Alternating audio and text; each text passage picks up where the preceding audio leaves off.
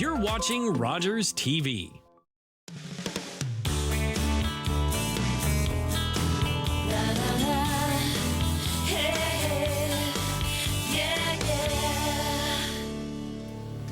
Hey, welcome to the show. Great show ahead. Dreams Take Flight Ottawa on the show. They got a big fundraising event coming up. We'll tell you all about it.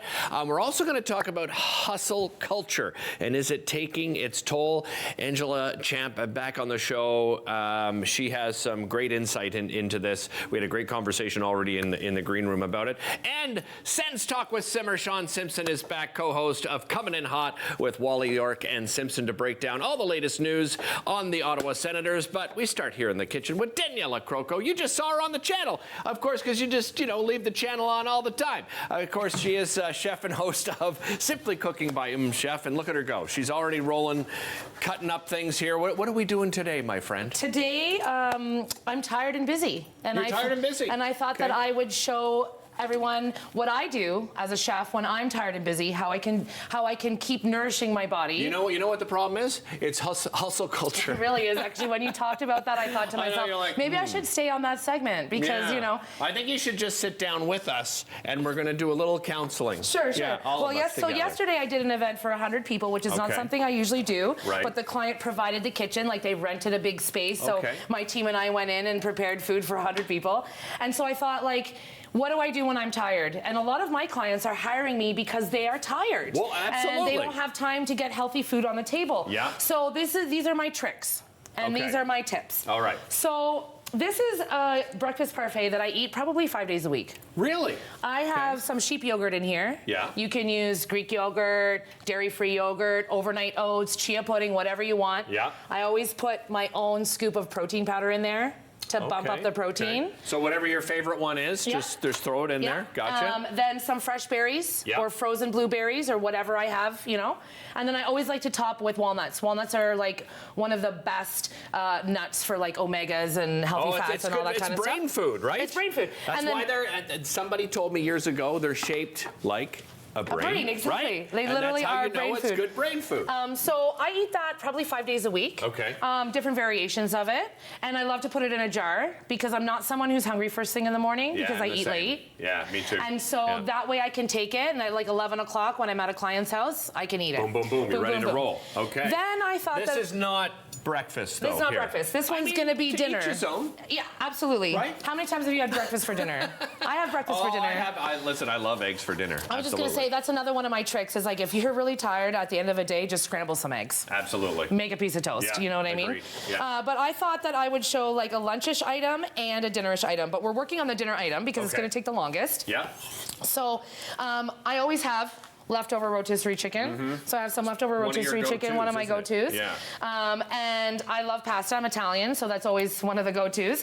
I have some traditional orzo pasta here. Okay. But you could certainly, if you're gluten-free, use a rice or a lentil. And you can actually even buy, at the big chain stores, like a lentil or a chickpea-based orzo-shaped pasta. Really? Yeah, so if you're gluten-free, you can still get that essence. That's a great idea. So in there I have an onion. What do you got? A little oil in there to start? A little oil, a little onion, a little garlic clove. I had a sad zucchini in the bottom of my fridge. Oh, poor so guy. I just decided that's what I was going to use up. And unlike a traditional pasta where, I think I've done this once before on the show, but instead of having a separate pot where I have to boil the water and blah, blah, blah, I'm just going to do it all in the same pot. I love it. Because on a weeknight at 7 p.m., do you really want extra dishes if you don't have to? No. No. So everything goes in this pot. This reminds me of my bachelor days, and whenever I was making lunch or dinner, it had to be one pot. Absolutely. Right? I didn't want to do dishes. This is also a great, I was lazy. trick for living in a dorm room if you only have a hot plate or something like that. Or if you're camping. Who wants to do more dishes than necessary if you're, at an Airbnb or camping or something like that. Yeah. So here at this point, you could add protein. I'm using cooked chicken, so I'm going to obviously add that in at the end and shred it in. But if you had some raw sausage meat or some ground beef or ground chicken, now would be the time with the onion to add that in there. Okay. Right. Would you salt and pepper that for me? You got it. Yeah, absolutely. I've said this before, but the difference between a home cook and a chef is the seasoning. We want to season every layer, right?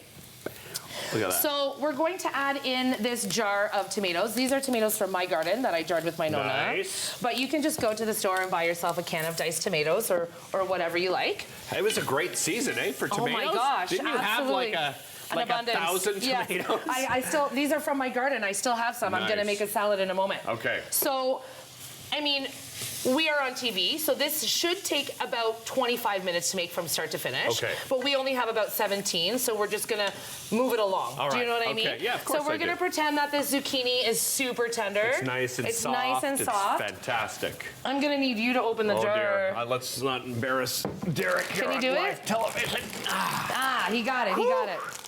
Oh, I still got it. Okay, I'm gonna use about half this bag of pasta because. Now I gotta pop this. Hold on. Yeah, you gotta pop. I need to borrow this. I have a knife. Do you? Yeah. No, I don't want to use You don't your want a knife. Gotta have something in here. Nothing. Here, right Oh, here. here we go. Look at this. Did you know that on the side of your it's got the little thing, gripper. you've got a little gripper? Yeah. Okay. There we go. That's going in? Yeah, it's going in. The whole thing? The whole thing. Okay. So it's not very liquidy because it's a diced tomato. All right. You got it. You got it. Yeah, he's got it. He's got it. It's coming, people. You could use a spoon, but I mean, This is more fun. Exactly. This is a little. It's like a little exercise. Remember that band in the 80s you could buy, Yes, and yes. you didn't have to exercise. It just did that, and supposedly you would lose weight. Yes, and then I have this extra water because that pasta is going to need more liquid to absorb. Okay. If you were using a can of crushed tomatoes, Yeah. or like a can of pre-made marinara, then you may not need to add the water. Okay. But I definitely need to it. add the water. Okay. So this is literally just going to now sit here and simmer. Maybe And that pasta's not going to get. I mean, it's going to be about the same size, right? It just it's softens going to grow a little bit. It'll right. grow a little Okay. bit, kind of like a rice or like double in size. Okay. But really, like, it's one of those foolproof pastas. So you know when you make like a spaghetti or linguine, Yeah. you don't want to overcook it No. because it's going to break apart. Right. And it's going to be mushy. And you still want that like little bit of texture, right? In an Exactly. actual like penne or like I like to make whatever. it, and only because I've learned from people like you over the years, al dente, like quite al dente, and then finish it in the sauce. Right? However, but people who eat the al dente, you don't want to eat it al dente. You want that extra, you want it soft, but you want that extra cooking to come from the garnish, basically. The mixing yeah, of it like with this the whole sauce. like North American photo of the pasta that's white on the plate with the blob of sauce on top. Don't do that, people. No, don't do Mix it together, okay? She's right. Yes. It actually makes a world of difference. Oh, and then we have my trick that I always... I know what you're coming, the Parmesan. My parm rinds here. Yeah. So we're just going to shove that in there, okay? And that's going to add just some creaminess to it, right? A nice umami flavor. Okay. And it's also a way to like not waste this because you can't really eat the rind. No. You could grate it up. Yeah, you can grind it up and put it in a food processor. Oh, but back it's still to like good. the mushy pasta. Right. With this, because it's almost like a rice, you can't really overcook it. Okay. Like it will kind of like a chicken noodle soup. It'll kind of inflate a little bit. I gotcha. But it still holds the essence of what it's supposed to be. Right. Okay. Right. So, not to throw my wife under the bus, but I will. So when my wife Monica puts something on the stove and then walks away to do laundry and maybe vacuum the upstairs, This is probably a good and recipe I go, for her. And I go, hey, did you leave something on the stove?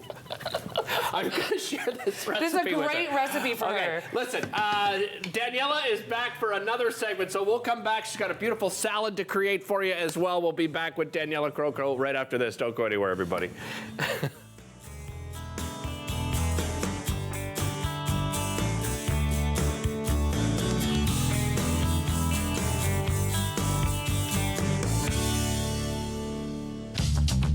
This program is brought to you by Ignite TV. Now you're in command. Visit Rogers.com for more details.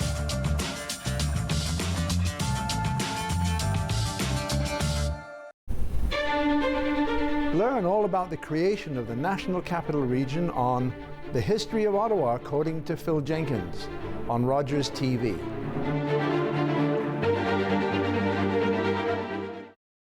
Kids these days, people say we lack initiative. And technology, that we're all addicted. Kids these days, we hear that we only care about ourselves. Apparently, we're lazy. And don't seem to have any sense of independence. Actually, kids these days are facing a lot. Because the world has changed, and so have our health issues. kids these days, we could really use your help. Join CHIO in our biggest fundraising campaign ever to transform pediatric care. Hi, my name is Meg. I'm the host of Fit Over 50, and I'm here with Fit Finley. I wanted to invite you to join my upcoming episode, which is focusing on full body strength using weights. In this episode, I do standing and seated on a chair exercises to help get you strong and feeling your best. Hope to see you in the next workout. You're watching an interesting local show on Rogers TV and you want to know more. That's when you head to rogerstv.com. Our website provides more information about our programs, our hosts, our schedule, and about how you too can get involved with Rogers TV. Visit us online at rogerstv.com.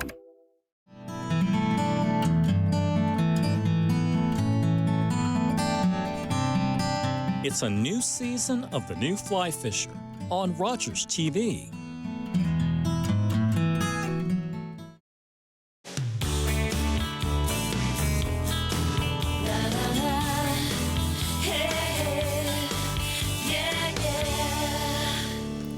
I just learned something. Oh, there's Daniela.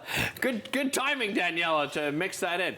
We are back with Daniela Krogo, but what I just learned is this is the universal sign of salad. That's what, because I asked Daniela, what are we going to make? And she said, salad. So there you go, everyone at home. I'm not allowed to have stem wine glasses because Well, I even feel sorry for poor Kevin over here on camera because he gets these great shots of you, and then all of a sudden my hands are in the shot. I apologize. Vice versa. I know. Like, I know. Your head, my hands. What can we do, right? That's what ADHD and I don't know. That's our superpower. That's our superpower, right? Yeah, exactly.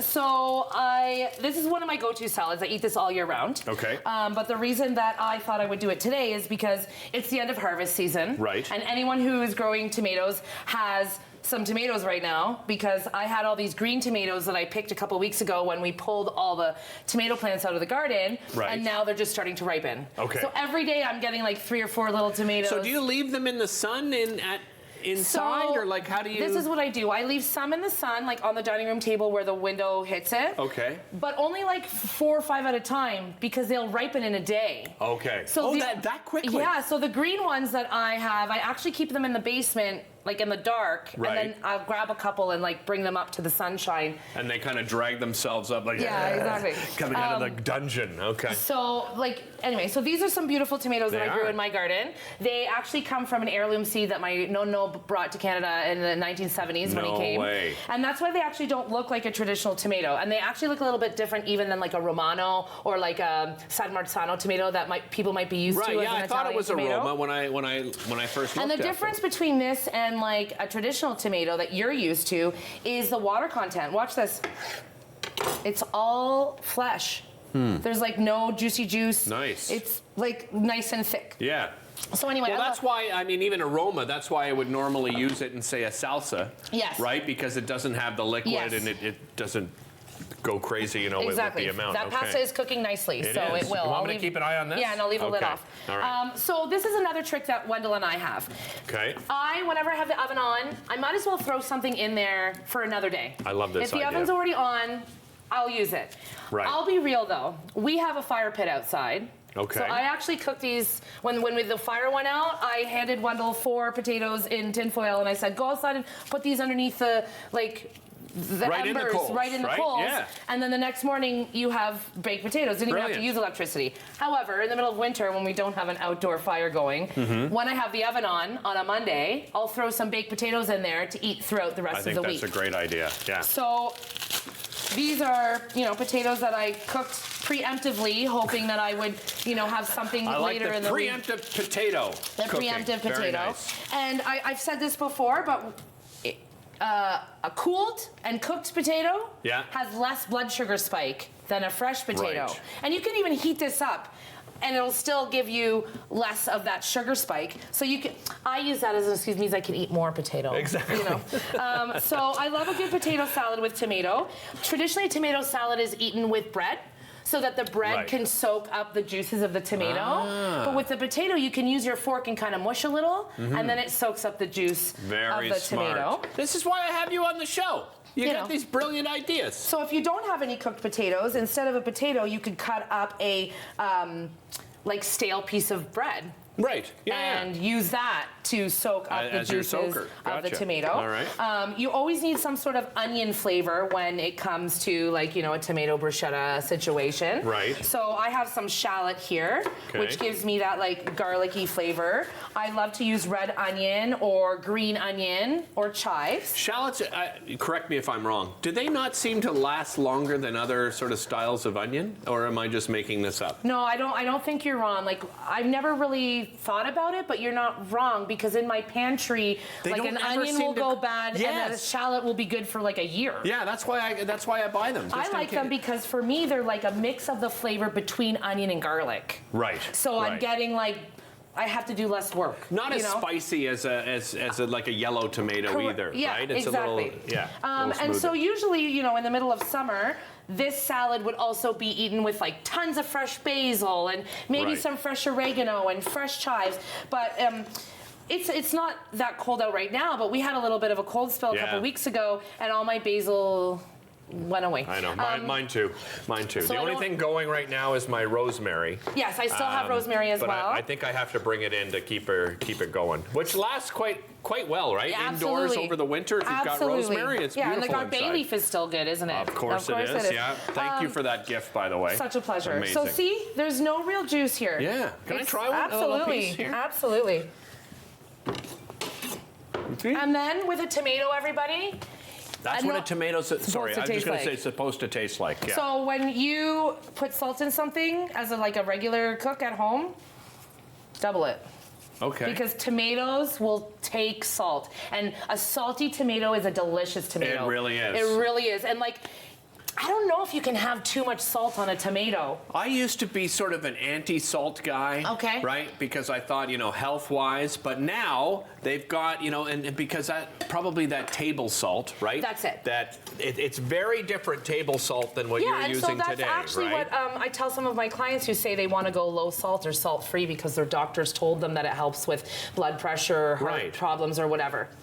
Regular table salt is iodized, as well as processed and cleaned, which means that the minerals, kind of like tap water or like reverse osmosis water, the minerals have been removed. Yes. And then some of the minerals are added back in, like the iodization. But we don't need that. Real salt from the Mediterranean Sea, or that you're buying that's an actual like ocean salt or Himalayan salt, actually holds so much minerals.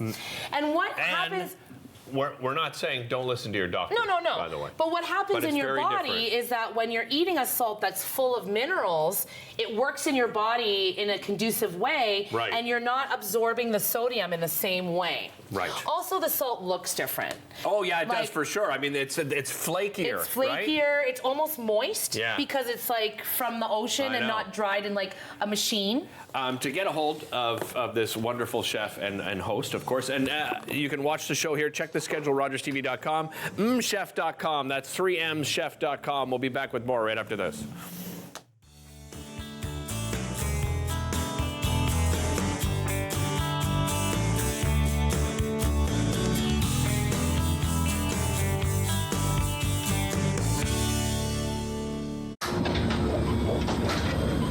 This is a perfectly healthy child. What's unhealthy are birth alerts, a racist practice that may stop this Indigenous mother from going home with her newborn.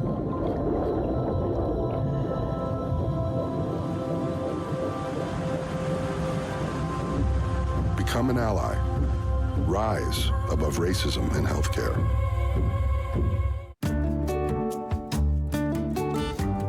Welcome to Community News and Events. I'm Dave Hilson.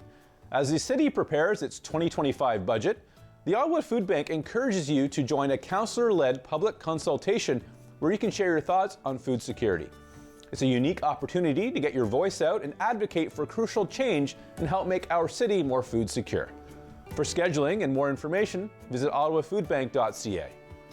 You can also visit ottawa.ca for the 2025 draft budget consultations, and also see updated information regarding beaches, parking, and open-air fire permits. Lastly, the Ottawa not-for-profit 613 Flea will be happening October 26th at Lansdowne Park. It's free to attend and has over 140 vendors providing a wide variety of items from clothing to comics and, of course, some great food. Meanwhile, watch Derek Fage's Daytime weekdays at 2 p.m. on Rogers TV 22.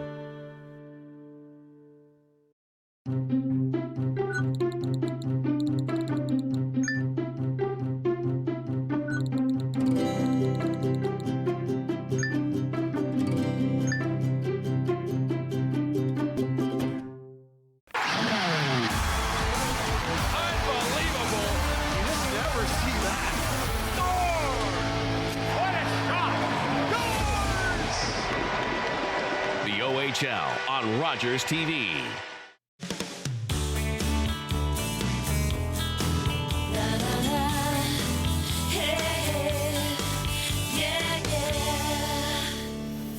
Well, some people use it as a badge of honor, my friends, and if you're on LinkedIn, you probably see a lot of this, and that is hustle culture. And my next guest is going to tell you why, for some, it is certainly taking its toll. Angela Champ is a human resources executive, speaker, and the author of this wonderful book called The Squiggly Line Career. Welcome back. Great to have you here. Thank you. You sent me a couple of topics, and I just said to you right away, no, I want this topic because I see it so often.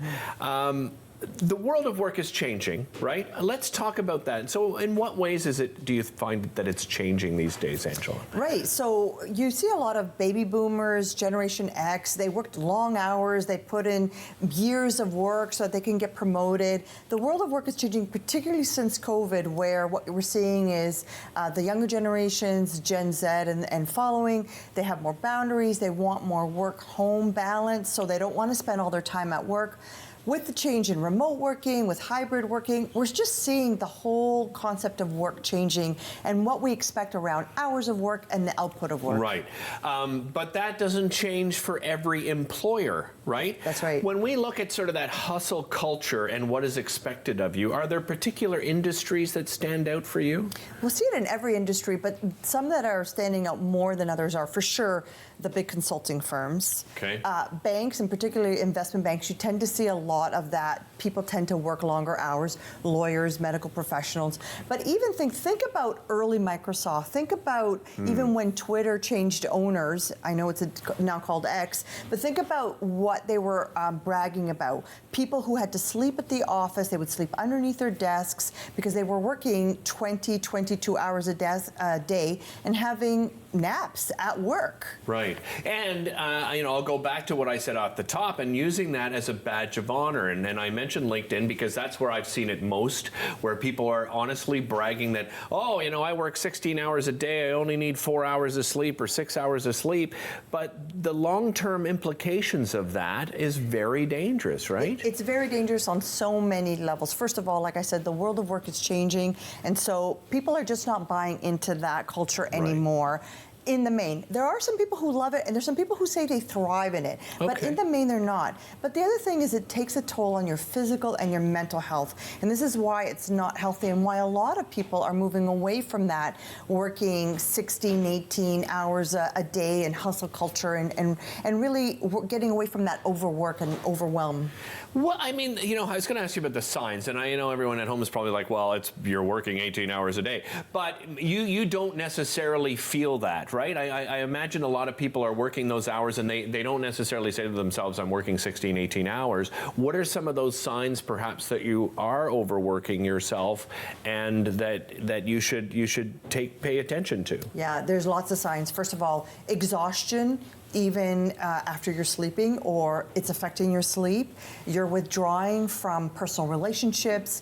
Things that you like to do, like hobbies, aren't interesting you anymore. You might feel anxiety. You might feel dread going into work.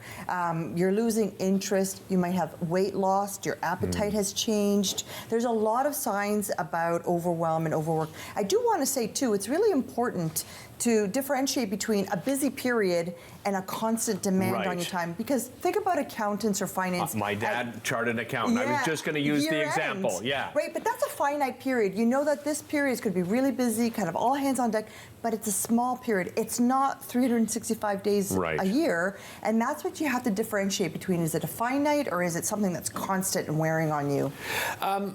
So boundaries is an important thing. You mentioned, you know, sort of younger generations are starting to set some of those boundaries, but that oftentimes, you know, it's a younger person that's coming into a new environment. They want to set boundaries, but how do you go about doing that, right? In that kind of instance. There can be a conflict when a younger person or anybody comes in and says, listen, I just want to work a normal day, but you have an employer or a leadership team that believes in that hustle culture. So Right. there's a misalignment in values. So the first thing is be really clear about the expectations of the job. Is this, you know, year end you're going to be busy and working hard, or is this our expectations you're going to be on call 24/7? Secondly, make sure you're setting boundaries like taking your lunch breaks, taking your vacation days, taking your paid time off. Make sure you schedule them in your calendar and you're taking them. Get out of the office and go out into nature, making sure that you're taking care of yourself as well. And be really clear about the expectations on work, because sometimes not really knowing what your role is or how you fit into it can create that sense of feeling overwhelmed and overworked. Is that something you should make sure that you talk about, like even before, you know, that first day on the job? You should be said, instead of getting into that hustle culture and then going, oh, wait a minute, this isn't the life that I want. Definitely, even before your first day of work, if you're going through an interview process, ask the questions. What kind of environment is this? What kind of hours are typical for people who work here? Go on Glassdoor, go on Indeed, see how candidates or employees are rating that company. What are they saying about that? Go on to the LinkedIn of the person you're going to be working for, or the CEO, and say, are they bragging about working 20 hours a day? Because that'll give you an insight into the culture. And you need to see, does this align with my values, and is this what I want? Some people love it, but it's not for everybody. How do you focus on what you have control of, right? That's another difficulty for a lot of people. How do you find what that focus is and figuring out what you actually can control? Yeah, what you can control is anything that you have a decision over. So you don't have a decision necessarily on what the goals are going to be, but maybe you have control over the deadlines. Maybe you can reprioritize your work. Maybe you have control over whether you can invite somebody to help you on a project that you might be working with, or whether you can delegate some work out. So really focus on what is in your control. Some decisions are out of your hands. They might be the CEO's or another team members, and there's nothing you can do about it. But what else is in your control is whether you want to stay or not. Right. And to that, I would say, make sure that you're keeping your skills and your resume up to date. Keep your network going, because if you're in there and you realize that this is not for me, you want to be able to have control over your destiny and maybe look for another job. All that and more in this wonderful book. It is called The Squiggly Line Career. There's the cover right there. You can get it where all books are sold. We'll be back with more right after this.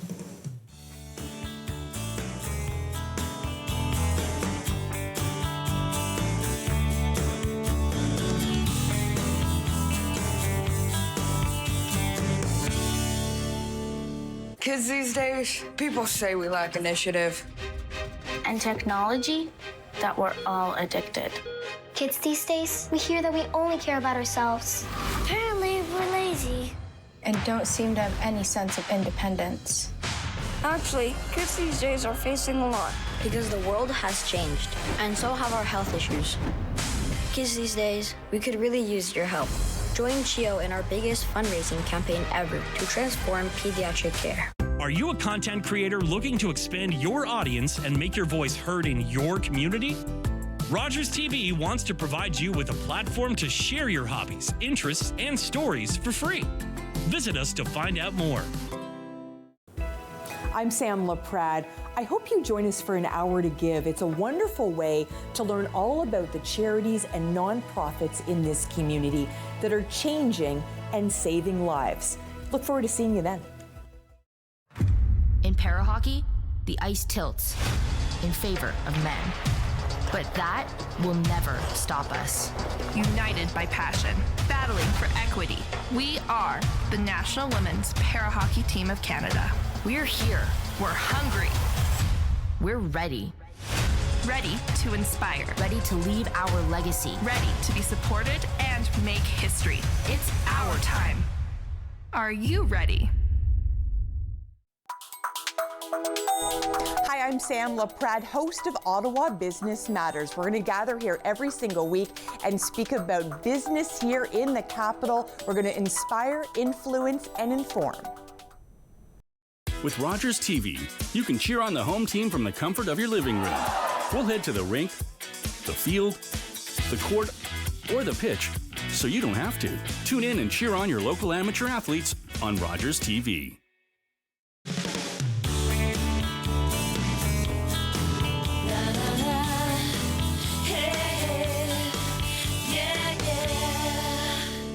Welcome back to the show. It really is an experience like no other, and I mean that for everybody involved, whether it's the children themselves or the volunteers and the organizers. It's such a special experience, and I'm talking about Dreams Take Flight, the Ottawa chapter, of course, because we're here in Ottawa. Here to tell us more about it, Lily Grudzian is the media coordinator with Dreams Take Flight Ottawa. Welcome back, Lily. Thank you so much. Great to have you here. Let's talk, for those that aren't familiar, about the organization itself and what its mission is. So our mission is to make magical memories happen for special kids being kids that are physically, mentally, emotionally disabled, and that come from difficult backgrounds. And so our mission is to let them be a kid for the day, to trust in adults, and to just basically kind of change their mindset for the day. Right. So we get to do, it is Disney World, so we do go to the park where they get to get ice cream for breakfast. A lot of the kids have not been on a plane before ever. Yeah. And also they get to eat whatever they want, do whatever they want. They get to be with other kids in their situation and be completely doted on by all of the wonderful volunteers that we have chaperoning for the day. And it's pretty, we're seeing some photos, by the way, from last year. I was so fortunate to join you and the rest of the team. And you know, these kids, as you said, it's just magical, and they get to meet characters, and they get to go on all the rides and so on. But how do they get to this point? Like, is there a particular criteria that's involved here? There is, and we actually have not a stringent, but we do have a formal process as to how the kids get nominated. So not just anybody can say, well, I'd like my child to be on flight. What has to happen is they have to be nominated by our agencies and our partners that work with us. So Boys and Girls Club, Big Brothers Big Sisters. We have agencies and school boards as well that nominate the child in their situation to be able to be a part of the flight day, and they also can never have been to Disney World before. How is all this funded, Lily? We are a 100% volunteer-run charity, so every dime that's given to the organization goes towards the kids in that flight day. We work with gifts in kind, donations. Air Canada Foundation, for example, donates an aircraft to each of the 8 chapters across Canada every single year. We have wonderful partners like Giant Tiger who help us with fundraisers that we'll be talking about shortly. We welcome any type of gift in kind or monetary donation that'll help make this happen. You mentioned fundraisers. So let's talk about that. I want to talk about some of the experience a little bit more, but you have a big fundraiser coming up, right? It is the biggest fundraiser of the year. It is our second fundraiser of this kind. Giant Tiger had us last year where they were incredibly generous and gave us their space. They gave us all of the candy to give out to the kids because the fundraiser is Trunk or Treat, TOT for Dreams, and it's an experience where kids get to come and trunk or treat. It's a trick-or-treating experience, trunk to trunk from community partners, law enforcement, local businesses, and it's a safe and secure environment for them to enjoy getting candy. And also, if anybody is mobility reduced or younger kids, toddlers, any trolleys, any strollers, that kind of thing, even terrain, you get to go and liaise with partners and get candy. So the trunk idea is literally the candy's in the trunk of somebody's vehicle, and basically, the kids go around, basically, right?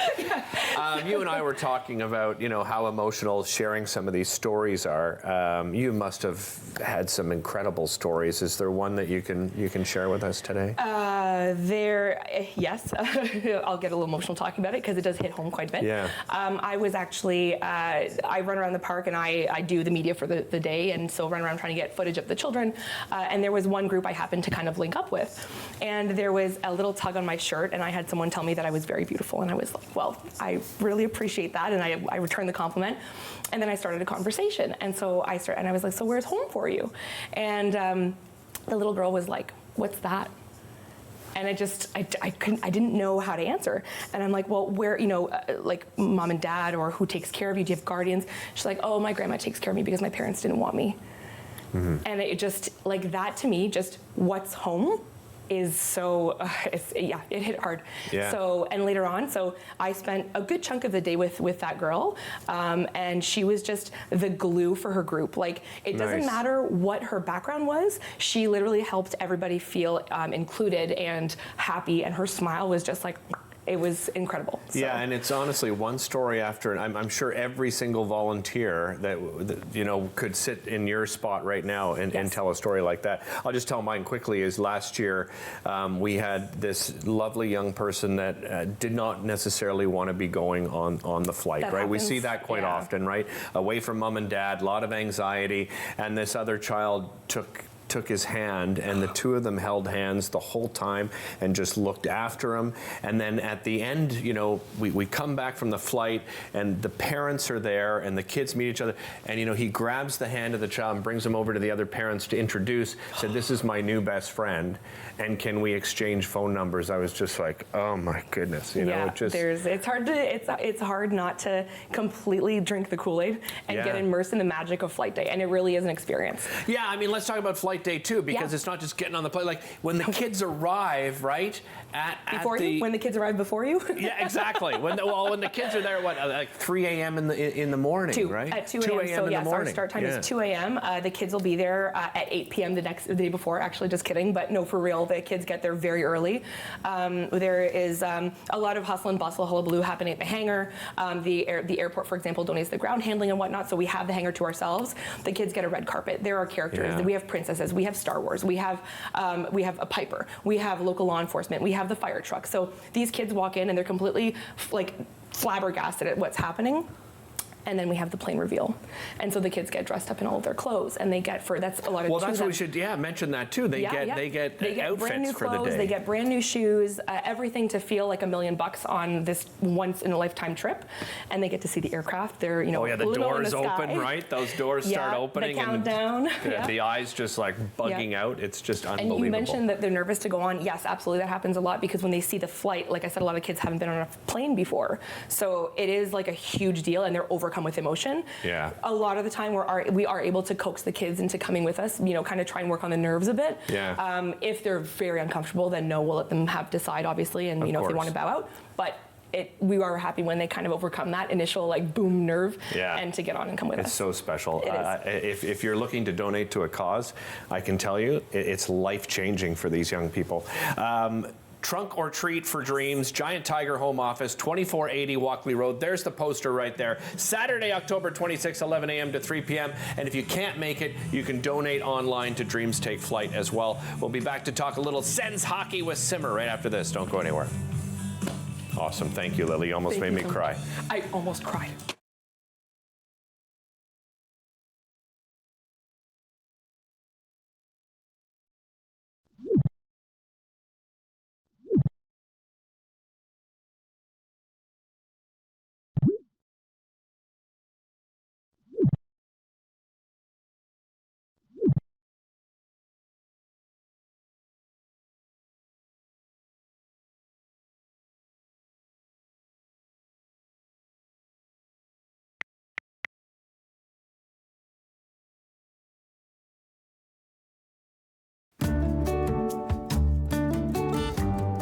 Hey, sports and recreation clubs. Got an upcoming event you want to share? Get the word out with Rogers TV Channel 22. Our community billboard service is free for all local events. Whether it's a fundraiser, festival, or fun run, we're here to help you spread the word. Visit rogerstv.com/communitybillboard to submit your event details today. Let's make your event a huge success with Rogers TV Channel 22. But there's more, right, Dave? That's right, Jillian. Attention charity and volunteer organizations. Do you have a special event coming up? Share your message with the entire community on Rogers TV Channel 22. Our community billboard service is free for all community events, whether it's a service, fundraiser, or community outreach. We've got you covered. Visit rogerstv.com/communitybillboard to submit your event details today. Let's spread the word and bring our community together with Rogers TV Channel 22.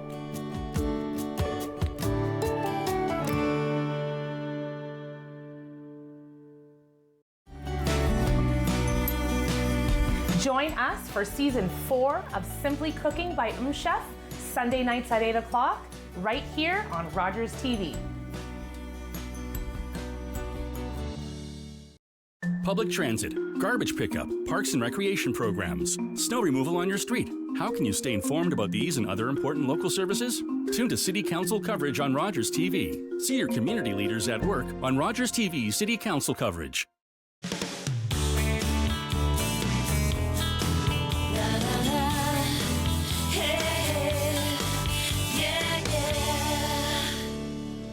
Hey, welcome back to talk a little Sens hockey. I like to call this Sens Talk with Simmer. He's the co-host of Coming In Hot with Wally York and Simpson. Sean Simpson joining me here on the show. Welcome back, buddy. Great to have you here. How you doing, brother? I'm doing great. Yeah, doing really good. We're just talking. We might as well dive in because we're talking with our cameraman Kevin here about the goaltending position, and people are starting to get quite worried about Ullmark. What do we know about this injury situation? Well, we don't know what the injury is, and as far as getting worried, I'm more worried after talking to him. He was scooping me. I'll say this, for only having played 2 games, if you said to the Ottawa Center 6 games in, you could be 4-2. And let's face facts, in that Utah game, Forsberg was star 1, 2, and 3. Yeah. So you're very fortunate, but it is interesting. Now, one thought is early in the season, you don't want to force things. You don't want to push a guy to play and end up re-injuring or getting more hurt. So you're buying time. But it was strange. I thought he was going to play in Utah, and then all of a sudden they had to call up Maryline, and we'll see for Friday in Vegas what they end up doing. But right now, when you're 4-2, everyone's happy in Sens land. Let's talk about Forsberg, though. Like I think you saw something different from him, right? Mm-hmm. I mean, we as fans, I'm a fan. You're not necessarily a fan. You've been a What was different from what we've seen before that, maybe we don't have to be as nervous? I don't know. Well, you know what's so different, Eric? When you look back to the year he got his contract, he played great. They were meaningless games down the stretch, but he was able to dig in. Everyone always comments about his work ethic and just how much he's into it. It just feels like in the game against LA, the game against Tampa, the Sens basically had to win going away, right? They just had to keep scoring. Right. Not the other day. And what it looked like was a goaltender we saw a couple of years ago, more aggressive, out there, more athletic. And the one weakness he really has is on the short side blocker side. Well, he was just so comfortable the other night, and he was just feeling it. And man, oh man, a 4-0 hockey game, if you looked at that and thought, wow, yeah, no. Based on the way that game was really played, he was outstanding. So from a Sens perspective, it's kind of nice that if Ullmark isn't ready and he's not going to play, then hey, you're starting to gain some confidence. And I think for Forsberg, he's probably getting a rhythm. And then the other part, the two of them played together in Sweden. I think there's a comfort level when Ullmark is there with him, when he's around. So I think that may be helping him. But from a Sens perspective, like I said, a 4-2 start, based on the up and down play that they've had so far, you're pretty pleased. From a defensive perspective, how they played in front of Forsberg, did you see things that make you confident that this club has 6 guys that we can be comfortable with? Why are you laughing, Sean? Because I look at it individually, and that's the interesting part. I think one of the really nice things with Zub being out right now, they've had Hamonic with Sanderson, which is okay. They've had Jensen with Shabbat, but the real bright spot has been Bernard Docker finally coming into his own. The comfort with Clevin, 2 guys who went to North Dakota. Clevin's starting to use his size, and I thought, wow, all of a sudden JBD looks strong enough. He looks like he's boxing out better, playing better, and I think from a Sens perspective individually, but let's be honest, if you watch that game, the pace of Utah shocked me. They were just all over the Ottawa Centers. They had the puck all night. So I'll say, hey, first game on the road, but I think individually on the back end, along with Forsberg, hopefully Ullmark, I think there's lots of reasons to be excited. As a former player, when these guys go on the road, we're just looking at some of the footage here from the last game. When these guys go on the road, this is the first time on the road together. There's a lot of new faces. Yeah. Well, Is this an important part of chemistry? I think it is, and the teams in the Eastern Conference, Eric, but they don't travel much. A team like Ottawa, it used to be where you used to go into a city the day before, you'd stay over. Now with charters, you're coming right back out. You're not getting out and having any fun. And I'm not saying it has to be a big party, but I would assume on this trip. Now I don't want to be called up all of a sudden because it's probably the rookie dinner, and all of a sudden Maryline is looking around and realizing, you know what, I could be out $10,000 here. But there is something to be said. them. And when you have a city like Utah, when you go to Vegas, you go to Denver, there are 3 great places. You have some spacing now. You play Tuesday night, you're going to play on Friday. So there is the opportunity for sure, guys, to spend a little bit of time, get together, get to know each other, have a couple of pints, have a good dinner, you know, really get that opportunity to do some bonding. And by all accounts, when you look at the leadership of Brady Tkachuk, this is a very tight-knit group, but it is, I think, nice. And I think the Western teams sometimes have a bit of advantage. They may travel a lot more, but I do think there's a lot more bonding going on. And this is really a nice trip for the Sens. Yeah, let's talk about Vegas. They haven't necessarily played very good when they make this trip. Even the Western trip in general, they haven't played well. How do they match up, do you think, against a team like Vegas? Well, Vegas certainly has it as far as size, but when I looked at this road trip going in, I underestimated Utah because I really hadn't watched much of them.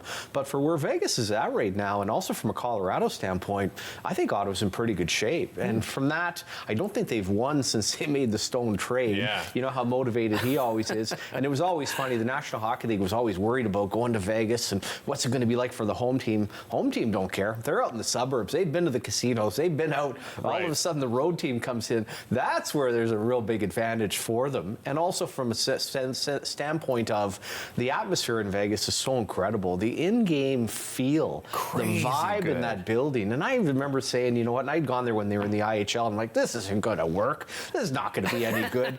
Boy, oh boy, was I wrong. Not to mention building a winner, and they've won a Stanley Cup. So it's been pretty impressive what they've done. And you can know for the road players, it's a pretty cool experience to go in there. Yeah, and I was going to say, you know, it's often a copycat league, right? Most sports leagues are copycat league. But that fan experience, I'm surprised that a lot of other teams aren't bringing that kind of fan experience.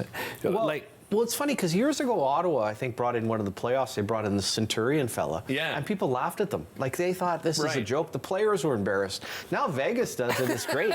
They bring in these C-level singers, and they do all this stuff to get the crowd going. And it's somewhat cheesy, but you're absolutely right. And I think it also gave confidence and motivation for the National Hockey League to realize it is a regional sport. There's no doubt about that. I don't think that'll ever change. But it gave them the confidence to go into Seattle. It gave them the confidence, I think, in the future to possibly go into Houston, go into Atlanta. And when you start looking at the expansion fees, like, you're probably talking $2 billion. It's crazy. And I think the National Hockey League recognizes that. And people are always talking about, you know what, you got to market your superstars more and more. Hey, it's a regional sport. But in most of the regions around the United States and Canada right now, it's doing great. And we know, and you know, going to the games, there is nothing better than live hockey. Oh, yeah. And it has to be more than just hockey, right? It also has to be the rest of the atmosphere. And like you just described what Vegas does, getting everybody pumped up. We got another segment coming up with Sean because we haven't even touched on some of the players that have just looked spectacular so far and some of those new faces. We'll be back with Sean right after this.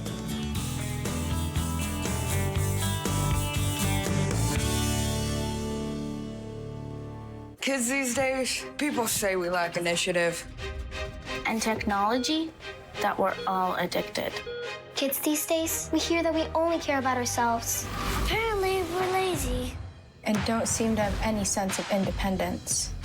Actually, kids these days are facing a lot. Because the world has changed, and so have our health issues. Kids these days, we could really use your help. Join CHIO in our biggest fundraising campaign ever to transform pediatric care. This week on Canada Files, Dr. Tak Mak. His groundbreaking discoveries changed the course of cancer research and pioneered immunotherapy, which many see as the greatest weapon in the fight against cancer. Learn all about the creation of the National Capital Region on The History of Ottawa, according to Phil Jenkins, on Rogers TV.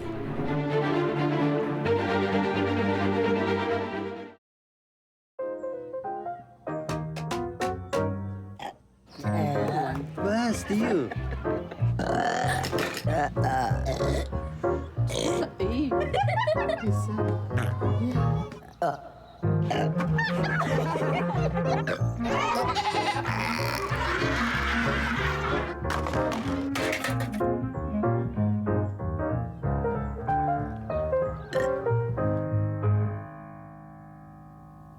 You're watching an interesting local show on Rogers TV and you want to know more. That's when you head to rogerstv.com. Our website provides more information about our programs, our hosts, our schedule, and about how you too can get involved with Rogers TV. Visit us online at rogerstv.com.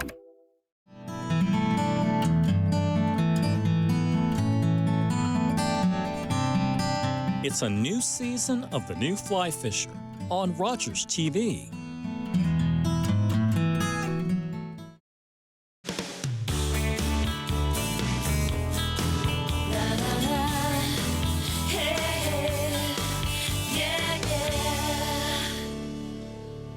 Welcome back with some Sens Talk with Simmer. Sean Simpson, co-host of Coming in Hot with Wally, York, and Simpson. And Sean, let's talk about some of the great starts. You know, obviously Forsberg we talked about, but let's move over to the forward position. There's three guys that have really stood out to you, right, in your mind? They really have. When you look up front and you say to yourself, hey, Brady Tkachuk off to a good start, scoring the goals the way he is. Timmy Stützle absolutely flying, making plays. He's looked good. And I think Drake Batherson, finally. Yeah. And it's been a crazy run when you go back to that crazy injury he had with the ankle. He was going to the All-Star game. And he has not been the same since. But we're seeing back to that where he's not a guy that's going to run anybody over, but he's starting to use his natural size. He's so full of skill. And when you look at the power play, third best in the National Hockey League, as you kind of check through the top players, I think the next layer now is, can you get the Amadios going? Can you get the Pintos and the Gregs and some other guys going? But as far as the big boys so far, yeah, they've been firing on all cylinders.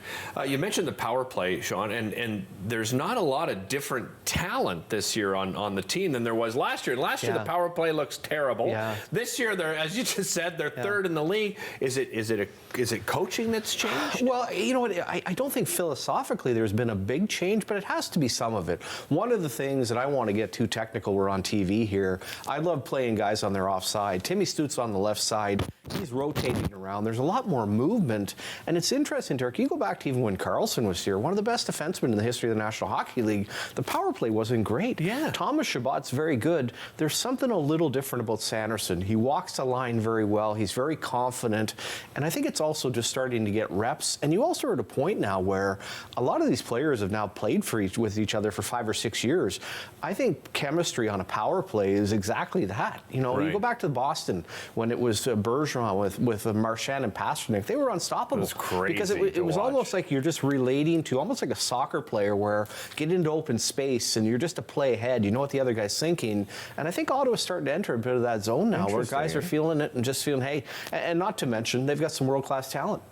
You mentioned, you know, physicality when it comes to Batherson. He's not running around hitting people like Brady Tkachuk, but Timmy Stützle, is there something about him, do you think that's changed a bit? I just watch him and he looks more aggressive, you know, and when people called him a diver, I didn't necessarily think they were wrong, right? He would really just, all of a sudden he's on his back, but doesn't he look stronger this year? He does for sure, and I got to be honest with you, I've kind of defended him because I say this is almost like if you're a 100-meter sprinter, okay, and you're coming out of the blocks and the feet are moving, if I put a stick in your legs, what's going to happen here? And that's really what he was. And it was funny because there was a call in the Utah game where it was a little cross and you're looking at it and he ended up getting the call.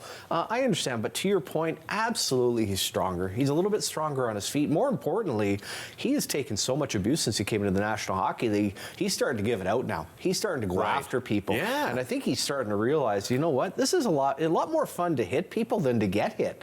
And so that to me is a nice way to back people off, and without a doubt. And it usually is. He's into year 5. You get to that 23 to 27, maybe 25. That's when the man strength comes in, right? You've done all the training, and it doesn't matter. Your body isn't going to all of a sudden, but you feel that. And like I said, for all of these players now, they're right in that sweet spot where they're very comfortable physically. And like I said, you don't have to run people over, but you just start to realize, those one-on-one battles are a little bit more comfortable than they used to be.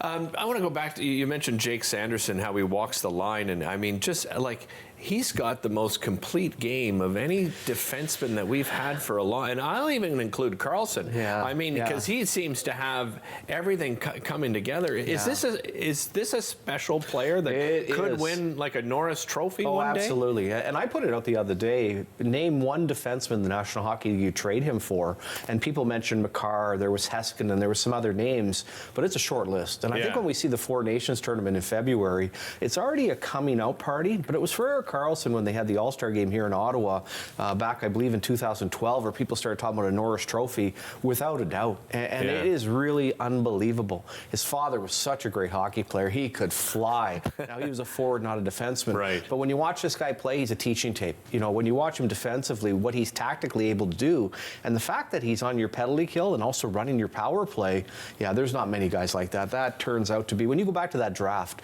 Stützle, you end up with Sanderson, you end up with Ridley Gregg, you end up with Clevin. That's like, crazy. my oh my, those are some major building blocks, and couldn't have gone any better in getting Stützle at 3 and Sanderson at 5. Sanderson taking over that, quarterback on the power play, taking over from Shabbat. I mean, a lot of people last year were even questioning, why is Shabbat the quarterback? Obviously, he's the veteran, and I get it in a certain way, but is Shabbat now further down on the depth chart? I mean, what do you think of his game right now? Well, I think it's just okay. I think there's things that have to improve. I've really been a big fan of his, and I thought the way he was used in the past didn't have the right partners.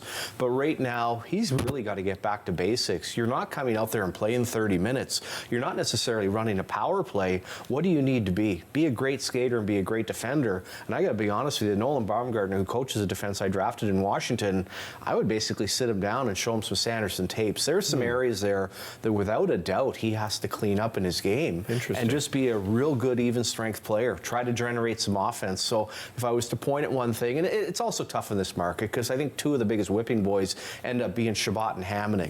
It's just like, you can't. You start feeling sorry. Well, they're humans, well, exactly. right? And Hamonic has actually been pretty good this year.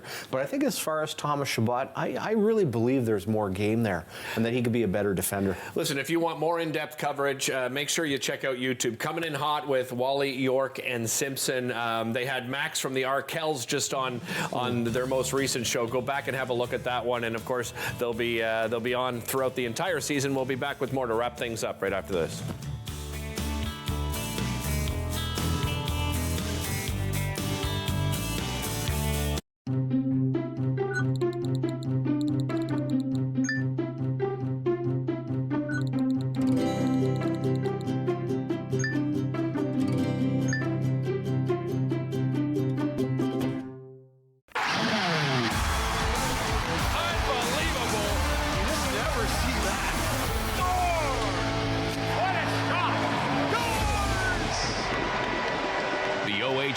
On Rogers TV. Are you a content creator looking to expand your audience and make your voice heard in your community? Rogers TV wants to provide you with a platform to share your hobbies, interests, and stories for free. Visit us to find out more. I'm Sam LaPrade. I hope you join us for an hour to give. It's a wonderful way to learn all about the charities and nonprofits in this community that are changing and saving lives. Look forward to seeing you then.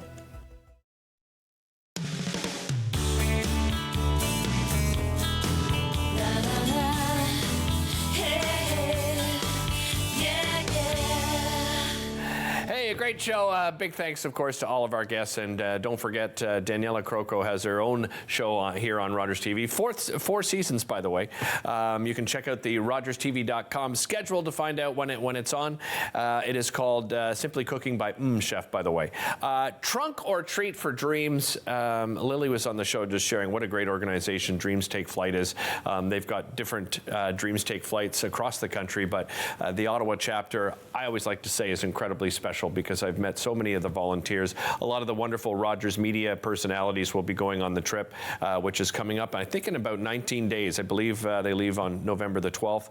But they have their Trunk or Treat for Dreams coming up at the Giant Tiger Home Office. That's located at 2480 Walkley Road, Saturday, October the 26th from 11 a.m. to 3 p.m. And of course, you can follow them on Instagram and Facebook. And a reminder, coming in hot with Wally York and Simpson. They do, I believe they're on 4 days a week right now. Sometimes the times change depending on schedules, but check them out on YouTube. If you just look up Coming in Hot, you can find them. And if you have an idea, reach out to me on social media. We'll see you next time here on Daytime.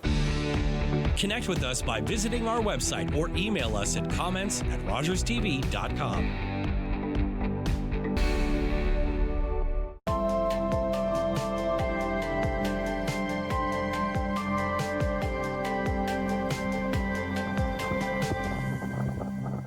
Hello everyone, my name is Kwadwo Karamantang. I'm an ICU physician here in Ottawa, and I'm so excited to bring to you our latest show, Solving Healthcare with Dr. K.